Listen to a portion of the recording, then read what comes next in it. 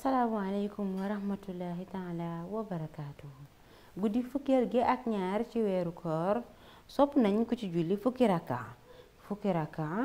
raka bu ci nekk nga jàng fatiha benn yoon jàng xul huwallaahu ahad juróom benn yoon. des na ko ci wutal ci àjjana juróom-ñetti junniy soxna te des na ko boole ci dëkkandoo yenent bi sallallahu alayhi wa sallam. te mel na ni it ku jàng tawraat injil zabuur ak furxaan te it des na ko jéggal bàkkaaram yépp lu mu bari bari doonte dafa toll ne duusi géej gi.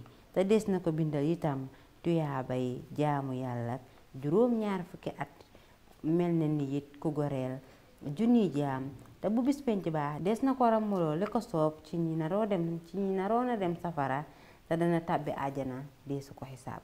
mbokk yi ku ci bëgg yeneen leeral dangay dem ci Xurratu Ayni bu Sëriñ Suhaybu Mbàkke page 145 146.